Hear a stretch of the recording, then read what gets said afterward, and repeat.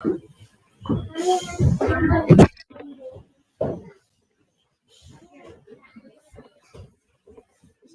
everyone, thank you so much for coming. My name is Tziavii or other people know me as Rose or MCT Rose. My name is Payu and it translates to Wild Rose. So that's why I go by Rose. It's still my name, but just in translation. So today I wanted to explain the agenda. Let me explain a little bit first about the Muertos. It is one of the most important traditions celebrated throughout Mexico and around the world. The tradition focuses on celebrating memories of friends and family who passed away. One of the most important elements of Dia de los Muertos altar, or another way you could say it is ofrenda or Comidas. Today, I'm going to teach you how we make an ofrenda and what all of that items means. Having items that represent the four elements is very important. So that includes the wind, fire, water, air, or sorry, get nervous on the line. But yeah, it's important to have all of those items. Um, Having items that belong to loved ones is also important, and having objects that serve as a reminder of their life. To start, you'll need a table and a traditional style tablecloth or a serape with marigolds, simplicity, or in other words, simplicity, comes from the Aztec language or Nahuatl and means 20 petals flower, often referred to as flowers of the dead, Flores de Muerto. It is believed that the scent of these bright orange blooms help attract souls to the altar. Um, Families will often scatter marigold petals, forming a path from their front door to the ofrenda waiting within the home. These beautiful flowers also represent the fragility of life. On an ofrenda, marigolds also represent the sun. They are associated with the rays of the sun, and that is a light that guides in the darkness. Garlands of Cempasúchil. Oh, I was gonna say we do have marigolds too, or Cempasúchil right there. Um, we had it's basically potpourri. It's not exactly fresh, but it is important that we had it. Oh, and then before I continue, I want to tell you guys something crazy that happened the other day. So I turned off all of the lights the other day when I was closing up. I think it was on the first, and the next day we came in on the second, and the four lights were turned on by themselves.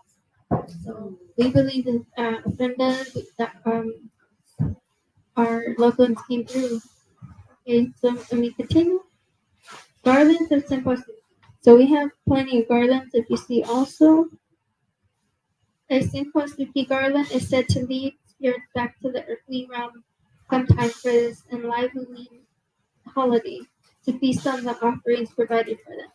Some of the larger altars can include thick, heavy, woven garlands of flowers measuring 50 feet or more draped over elaborate altar structures. So basically, in other places, they make garlands that have hundreds of simplicity on it. Flowers, you don't always need the marigolds. You could just use regular flowers.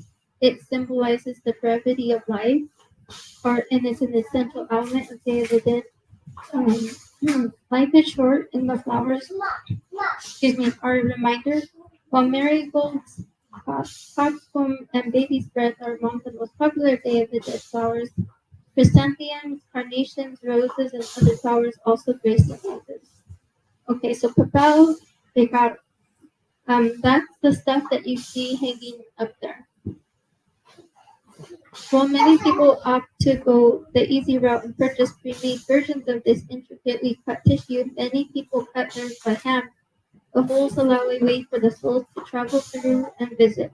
It is also believed that the delicate nature of the paper is symbolic of the fragility of life and can be strung from the ceiling above the altar or on the wall behind. The picado represents the air element because it is light and moves with the wind. Sorry everyone, I have a low voice. I'll try to put the mic closer. Pan de muerto. This soft and sweet bread is a type of pan dulce. Each type of pan de muerto is filled with symbolism. For the classic uh, Polagna, I should have asked if I thought that word started. Its round shape symbolizes the circle of life and death. The ball on top represents the skull of the deceased, and the pieces that lay across the bed in the shape of a cross signify their bones and tears. The portions of the cross or compass are believed to aim at four cardinal points, each ruled by in Azteca god Quetzalcoatl, Tziavii Stevens, and Tezcatlipoca. Sesame seeds sprinkled on some breads like those made in Hidalgo, Oaxaca, and Mexico City represent the tears of souls who have not yet found rest. The essence or soul of the bread is consumed by the dead when they visit their loved ones. Earth is represented by food, especially as pan de muertos. And you see, we have plenty of a lantern hanging above your altar is guiding light so that the dead can find their way home. Candles lit are also meant to guide your loved ones to the altar. Calavera, skulls. Probably one of the most recognizable symbols of Dia de los Muertos, these skulls are often made of granulated sugar, merengue powder, and water. The mixture is molded into the shape of a skull and then decorated with brightly or colored ornation. The skulls represent the people who have passed and who are receiving offerings at the altar, and the sugar symbolizes the sweetness of life. So, so salt is usually laid out in the shape of a cross as a way to purify the souls as they cross over. It is also said to help quench the thirst of souls. So we do have some salt in our altar too, in that little skeleton cut there. Photographs. Photos placed on the altar are always of someone who is deceased. If their picture is not on the altar, they will be drawn to the altar, or they won't be drawn to the altar and can't cross over to visit their loved ones. An arch. So we have an arch here also. Above the altar is usually a large arch made of flowers or other offerings. It represents the entry into the world of the dead. And in seven leveled altars, it represents the eighth level in the Azteca belief system, the penultimate level in the underworld of Mictlan. The arch also represents the passage between life and death. Water. So we have a Talavera pitcher. If you don't have a Talavera pitcher, that's okay. You could use a clear glass, and that also works. So a Talavera pitcher full of water or a clear glass of water are traditionally used at the altar. This is to quench the thirst of your loved ones and strengthen them for their return journey. Water also symbolizes the element of life and is meant to purify the soul. Copal. Copal is a traditional on Dia de los Muertos altars because the strong scent from the rising smoke is believed to attract spirits and clear the air of negative energy so they may easily enter. Sage is said to do the same thing. Okay. So paper mache flowers. The flower or paper flower tradition is very strong too. If you have time, you can make your own paper flowers out of tissue. I'm making big ones there. Their delicate nature represents the fragility of life. The paper flower tradition is strong. You can make if you have time, you can make your own flowers out of tissue. Skeleton figurines. You can find clay or glass figurines of people or pets in any number of poses holding a variety of objects. Find one that reflects your relatives. So we have some figurines here. Also, it was hard to find the clay ones, and I couldn't really find glass ones at a reasonable price, so I found those. But whatever works. It doesn't have to be clay. It doesn't have to be glass, as long as it represents your loved one. Food. Building the altar isn't complete without food or drink. Pan de muerto is the traditional bread of the dead. You typically make your own sweet round loaf of pan de muerto or purchase one to offer the dead who will be hungry from their long journey. Other common items are bottles of tequila, a dish of salt, or your loved one's favorite food. Okay, so So then we have our Caterina. La Caterina, with her elegant attire and skull-like face, as central figures in Day of the Dead, she represents duality of life and death, reminding us that death is a natural part of the life cycle. So I thought it was really important to have her. One of my good friends said that when she passes on, she believes she will be actually greeted by Katrina and that she will guide her in the afterlife. So we kind of see her as the friendly during rebirth. So Ofrendas can make up of 2, 3, or 7 levels. 2 levels are the representation of the division between earth and the sky, the fruits of the land, and the elements of the air, rain, wind, and sunshine. Ofrendas with 3 levels represent the sky, the earth, and the underworld. This relates to the belief system. However, following years of conflict, this meaning has changed. Under a Christian worldview, the 3 levels could either be hell, heaven, or earth, or representation of the Holy Trinity. Also, the 7 levels are the most common of these 7 levels that is first and then 12 alternatives. Okay, and you don't have to be religious to have an altar. Like, some of this sounds religious and stuff, but if you don't have a religion like me, that's okay because I still know that my loved ones are going to come to this altar, and I'm really happy that they're going to make the journey to come to me. Thank you so much, everybody. Sorry that was too long.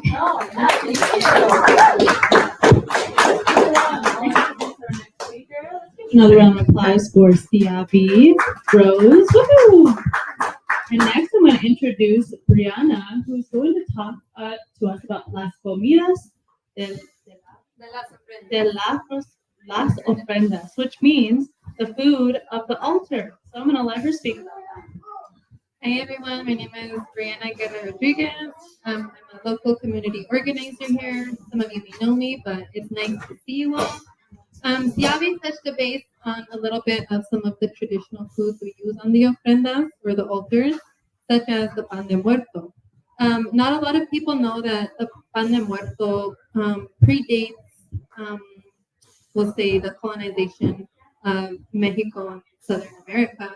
But before it was made with just the flour that we use now, it was once made with the thick corn mixture.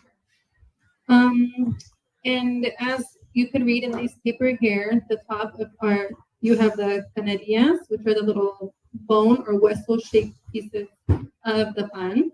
And as Tziavii said, those are representative of the 4 cardinal directions, aside from, of course, representing the bones of the deceased. And those 4 cardinal directions are the north, which is the Tezcatlipoca, the east, which is Xipecote, the west, which is Quetzalcoatl, and south, which is Huitziliztepotli.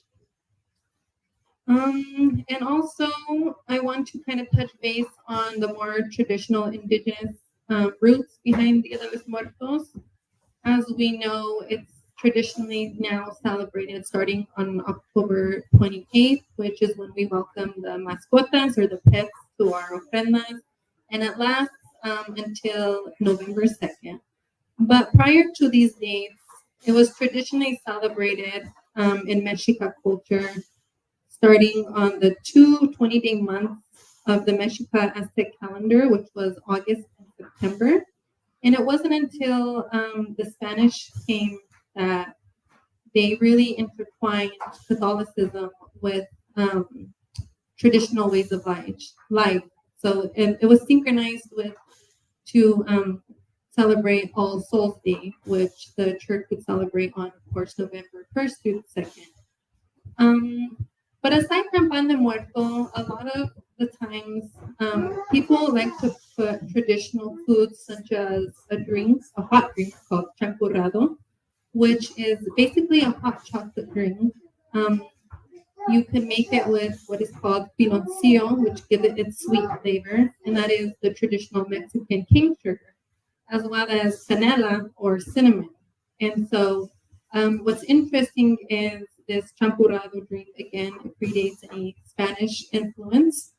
The chocolate was seen as a sacred drink to many of the indigenous cultures and peoples of Mexico and South America. And to them, the chocolate was one of the highest of spirituality drinks you could have, as it is associated with the gods, specifically Quetzalcoatl. And so to this day, we can see that champurrado was offered in our ofrendas, or it's also traditionally drank by families during the Dia de los Muertos celebrations. We also traditionally place tamales, and what's really cool about tamales is when we think of tamales, we think of the corn, that's made of the corn masa and the filling with meat and chili. But there's a lot of different pueblos in Mexico who make tamales different ways, and a lot of them use different hojas or leaves for their tamales. Some people use banana leaves to wrap their tamales in, and generally with those certain kind of tamales, like as in Michoacan, they're typically not filled with meat, more of just a specific type of corn bread, which is wrapped inside of those hojas. And so again, it's just really us being in touch with our indigenous roots that have always been there. Some are influenced with, the Spanish and other European cultures, but undoubtedly, of course, the roots are there. And we also, it's important to place our loved ones' favorite foods on the ofrendas because we really want to welcome their spirits in. As we say, and we believe that they're hungry when they're coming to visit us. So it's when you build your ofrenda, don't feel like you just have to use the staples of tamales and pan de muerto. You can also place what they like to eat, their favorite snacks, their favorite dishes, whatever it may be.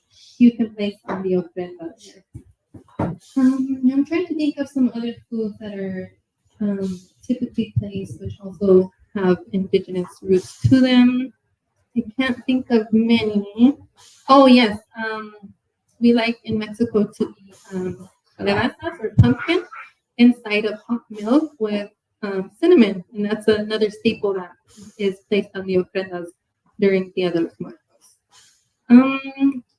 Other than that, I think that's all I can really think of. When you are building your ofrenda, do it how it feels right to you, what you believe your loved ones would love themselves.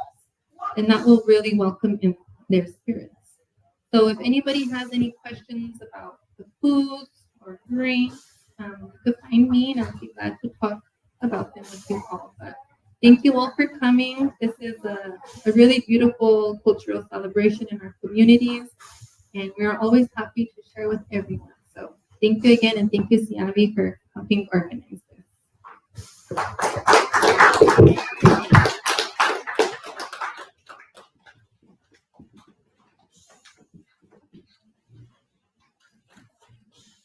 Oh, one thing I did forget, sorry, is traditionally as well on the 29th of October, we place out fruits for our ancestors. So traditional fruits like bananas or other fruits that can be found in Mexico. But again, like I said, whatever your loved ones love, whatever fruit they love, go ahead and just put it up there for them.